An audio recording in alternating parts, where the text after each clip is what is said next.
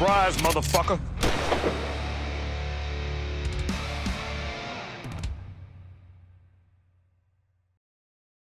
Salut tout le monde, on se retrouve pour une nouvelle réaction.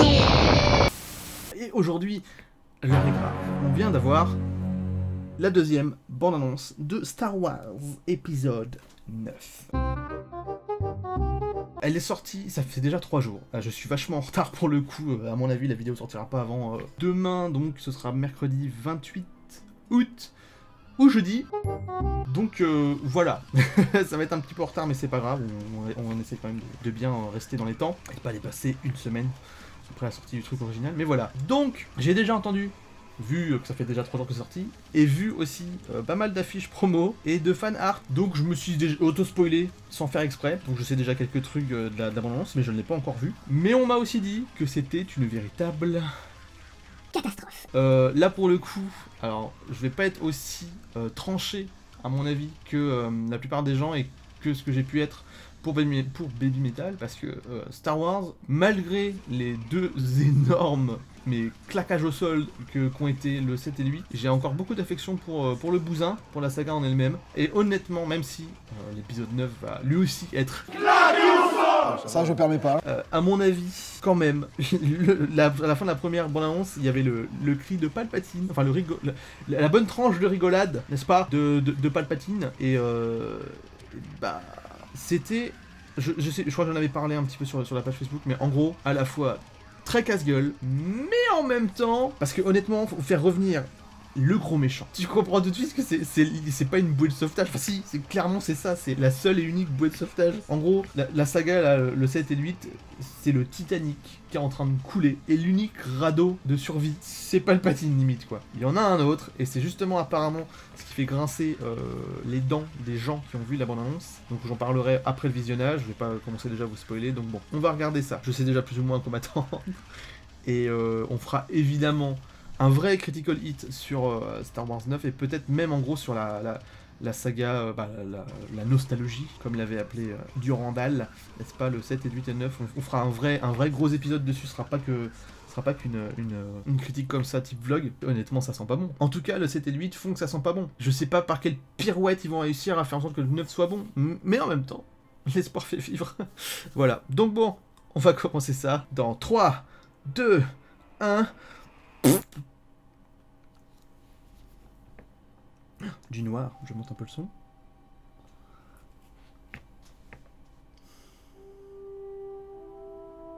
Ah non, hein, vous allez pas faire comme le trailer pour la série Seigneur des Anneaux, hein. Vous allez pas me faire ça. Ça va pas être que ça, j'espère. D'accord. Mais ça aussi, par contre, franchement, les mecs, on voit très bien que vous avez pas envie de faire d'efforts et pas envie de déployer des sous, quoi. Franchement, Disney, vous êtes les mecs, sans doute le truc de distribution et de production cinématographique le plus riche. Et vous nous pondez un truc avec des images des films précédents. C'est bien de jouer sur la nostalgie, mais le 7 a montré que vous étiez vraiment très mauvais sur ça. Donc bon. Bon, au moins vous crachez pas sur la prélogie, c'est bien. Allez.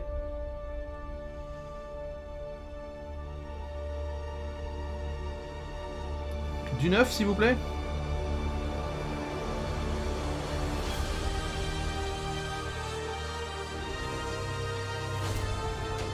Ok. Elle est décédée, ça va être compliqué, mais bon, après... Ok. Pourquoi pas, à la limite. Pourquoi il avait les yeux rouges? Oh là, attention.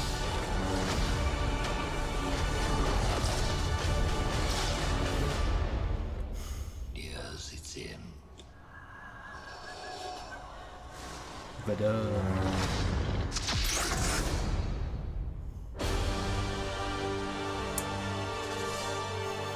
Donc voilà, c'était de ça que je parlais tout à l'heure.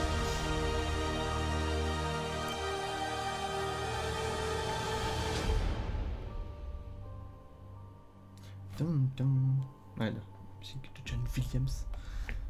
Ok. Ok. Bon, bah... Ce n'est pas une catastrophe, déjà. C'est juste mauvais. C'est pas bon, mais c'est pas mauvais, quoi. C'est juste que... Alors déjà, les 3/4, c'est des images des anciens films. Ils nous ont quasiment rien montré de plus que la première bande-annonce. Donc c'est rigoureusement inutile. Bah, un peu comme la première bande-annonce qui reposait totalement sur la fin avec le rire de Palpatine.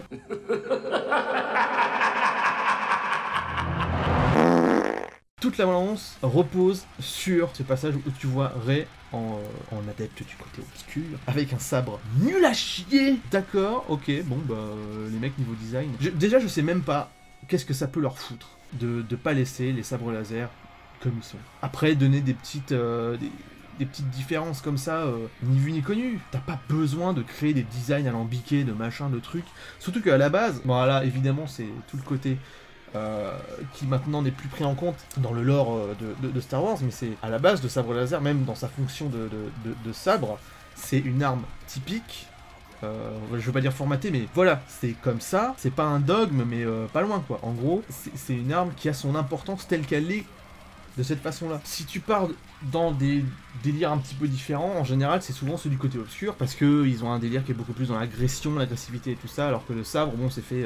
Pour en revenir un petit peu d'où est-ce que vient la majeure partie de la chorégraphie, en tout cas pour la trilogie originale du sabre, ça vient du kendo, ça vient du combat au sabre japonais, n'est-ce pas, médiéval, et donc, à la base, j'ai fait du kendo, donc je peux en parler. Déjà, c'est pas un combat, tu es en face de quelqu'un qui n'est pas ton adversaire, mais ton partenaire. Bon, c'est un peu particulier, surtout si tu es en période de guerre et compagnie, l'autre est ton ennemi, donc tu défonces la gueule. Mais en gros, c'est une telle stabilité, évidemment il y a de l'agression, mais c'est une telle stabilité que c'est plus une posture de défense. Donc forcément, le Jedi est plus basé sur la défense, et à la limite, le côté obscur a des délires un petit peu différents. Mais là, oui, donc là pour le coup, comme elle est côté obscur, elle a un design un peu différent. Dark Maul avait donc son design un peu à lui. D'ailleurs, c'est le même, hein. Excuse-moi, c'est le même sabre, hein, même si là pour le coup la garde est beaucoup plus longue parce qu'elle a une lance et parce que on va sortir de ces considérations-là. Mais en gros, voilà, ok, le côté obscur était ça comme ça, mais tu vois qu'ils ont quand même implémenté des trucs. Des fois, même chez les Jedi, c'est plus uniquement des sabres, c'est plus typé totalement sabre, et il y a eu des moments où ils t'ont sorti des trucs un petit peu alambiqués. Mais bon, quoique, je vais pas m'avancer trop parce que ça se trouve, ça reste aussi dans le lore qui ne fait plus partie du lore. Donc bon, je vais... Voilà, je vais rester évasif et pas rentrer trop dans le détail. Qu'est-ce que tu veux dire, en fait? Qu'est-ce que tu veux dire sur le truc? T'as pas grand-chose de plus. T'as le plan où là, ils sont tous encore sur une planète désertique, putain. Et c'est pas parce que vous avez renforcé les jaunes pour que ça ait l'air encore plus ocre que c'est pas déjà Tatooine ou Jakku, c'est ça. La planète sur laquelle est Rey au début du set.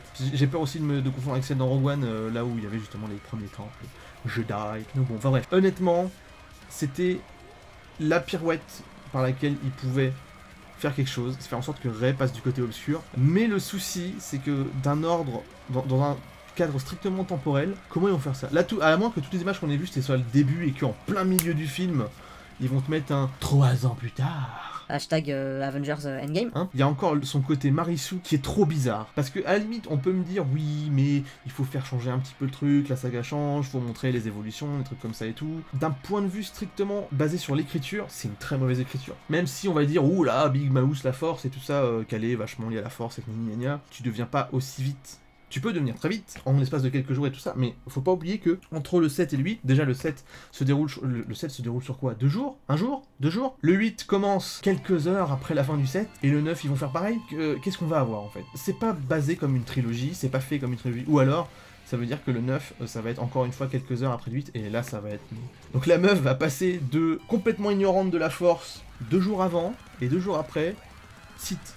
Bravo Disney! Vous avez engagé qui pour faire l'histoire comme ça? De toute façon, c'est très révélateur de ce qu'avait dit Johnson à un moment donné. Le 7 a été écrit sans aucune idée de ce qui allait se passer après le 7. Quand tu veux faire quelque chose, une saga, tu l'écris en entier. C'est con à dire, mais je vais faire le rapprochement un petit peu parce que normalement, si vous suivez un petit peu ce que je fais, j'écris un bouquin, c'est de la fantasy qui sera en plusieurs tomes, 4 ou 5, quelque chose comme ça. Et quand tu veux envoyer le tome 1 d'une saga écrite à un éditeur, l'éditeur il va pas te dire oui, il va te dire vous m'envoyez, alors ça dépend des éditeurs, mais les éditeurs c'est vous m'envoyez tous les bouquins de la saga, sinon non, et il y en a certains ça va être envoyer au moins les 2 premiers. Donc même dans l'univers déjà un petit peu chelou du bouquin, parce que des fois il y a aussi des trucs dans le monde de l'édition qui est un peu bizarre, même chez eux, ils font pas cette erreur-là. Eh bah écoute, on improvisera. L'improvisation, ça peut être très bien. Pas quand tu as des millions et des millions de dollars, enfin que tu dois assurer, et des fans aussi à contenter, quoi. Ils sont où, honnêtement, les fans qui ont aimé le 7 et le 8? Et attention, quand je dis aimer, c'est vraiment aimer. C'est-à-dire aimer comme un Star Wars. Parce que tu peux te dire, ouais, ça va, c'est pas mal. Ou tu peux te dire même, ouais, c'est cool. Mais est-ce que ces gens qui trouvent que Star Wars 7 et 8 sont aussi bons que l'idée globale qu'on peut avoir d'un Star Wars, donc c'est-à-dire c'est cool, mais cool niveau Star Wars, est-ce que ces gens existent? Non. Je pense pas vraiment qu'ils existent, ou alors vraiment une minorité, et c'est pas des gens, c'est des... À mon avis, c'est pas une saga qui est facile à aimer, en tout cas pour la nostalgie. On verra ce que ça donnera quand le film sortira, je sais pas du tout à quoi m'attendre encore une fois. Enfin si, de la merde. Désolé, mais... Est-ce que Palpatine et le fait que Rey va passer du côté obscur suffira? Est-ce qu'elle va vraiment passer en fait du côté obscur? Parce qu'il y a aussi des gens qui se sont posé la question, j'ai vu certaines personnes qui ont dit, mais si ça se trouve c'est un rêve, c'est comme quand Luke dans le 5 a rêvé qu'il décapitait Dark Vador quand il est sur Dagobah, et qu'en fait c'est sa tête qui est à l'intérieur du casque, quoi. Est-ce que ce serait ça? Mais qu'est-ce que ça viendrait faire dans l'épisode final de la saga? Parce qu'en fait, quand tu fais une trilogie, c'est ça. Tu as l'introduction, c'est comme un film normalement, c'est en 3 actes, c'est-à-dire que tu as le début, les péripéties, et le climax, la fin, quoi. Ça devrait être ça, une trilogie, c'est la même façon, c'est le même type d'écriture, mais là, étalé encore plus grand. C'est censé être le dénouement, là, c'est censé être vraiment quelque chose. En ça, Star Wars 3, La Revanche des Sith, et Star Wars 6, ce sont des bonnes clôtures, justement, de trilogie. Mais voilà, là, ça a pas l'air d'être une conclusion. Moi, ce que je crains, c'est qu'au final, ce soit juste la porte d'entrée pour la prochaine trilogie. C'est celle de Rian Johnson. Putain, mais confier une trilogie entière à Rian Johnson, quoi. Le mec, il est arrivé après le 7, pour faire le 8. Il a fait tiens, nique ta mère, J.J. Abrams, je vais niquer tout ce que t'as fait. Il a tout mon respect pour avoir fait ça, mais tu refais pas reposer un film sur ça, quoi. Donc voilà, bah j'ai fini. Qu'est-ce que tu veux dire de plus? Même là, je t'ai meublé, enfin sans avoir envie de meubler, mais je t'ai meublé au moins 20 minutes. On en a terminé. Comme d'habitude, n'oubliez pas de liker, commenter et partager, et bah, de vous abonner pourquoi pas. Et encore une fois, si vous êtes millionnaire, non, si vous êtes milliardaire ou que vous avez gagné au loto, j'ai un Utip, j'ai un Tipeee, mais seulement si vous êtes riche et que vous en avez quelque chose à foutre d'un mec qui a 57 abonnés. À part ça, Dust Dragon, on duty. Claqué au sol. Do you get to the Cloud District very often? Do you get to the Cloud District very often? Do you get to the Cloud District very often? Oh, what am I saying? Of course you don't. Do you get to the Cloud District very often?